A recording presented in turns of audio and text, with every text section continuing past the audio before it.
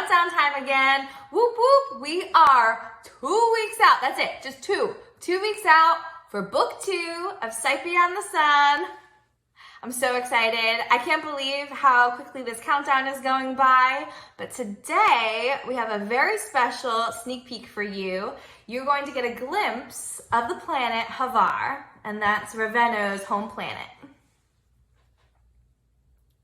Before his own face frowned back at him from billboards and broadcast recruiting propaganda, before dozens of his biggest fans began camping outside his home and chanting his name, and long before he'd ever stepped foot in a Frasez arena, let alone competed in one, Raveno Javier played Gold Guard for the capital's youth Shezi team with the Avier and Tironin.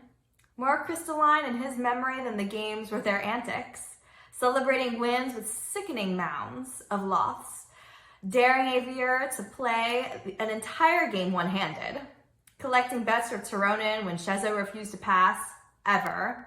In all fairness, Tironin was hardly ever open. Not for lack of trying. Raveno took in the Frasez arena surrounding him now, similar in form and purpose, if in no other way to his childhood Shezi arena, and ached for that simpler time. A time when he hadn't wanted anything more substantial than to share desserts, pull pranks, and win bets. A time when Josero's eyes rolled in despair rather than fixing too knowingly and too proud upon him.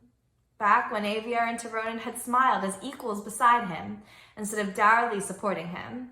He should count his blessings, that they were still alive and still supporting him after all they'd learned and endured. But it was difficult to focus on anything against the deafening roar of the crowd. Raveno! Raveno! Raveno! All 200,674 arena tickets had sold for the welcome ceremony, as usual. So the stadium's 15 levels were packed, shoulder to shoulder with spectators.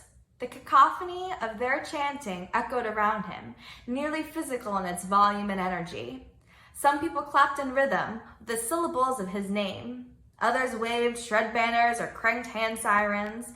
The crowd undulated in organized chaos, thousands seemingly transformed into a single organism.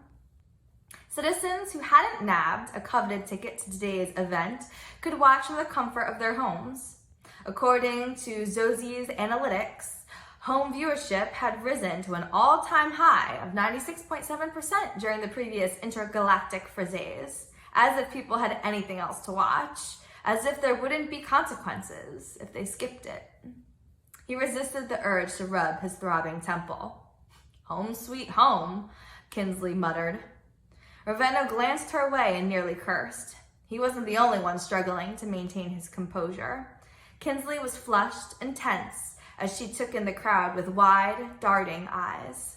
Breathe, he thought at her, because he could tell by the strain in her corded neck that she wasn't. With the live display projectors capturing every nuance of his expression, he couldn't say the words. No matter how he felt for her, he couldn't take her hand.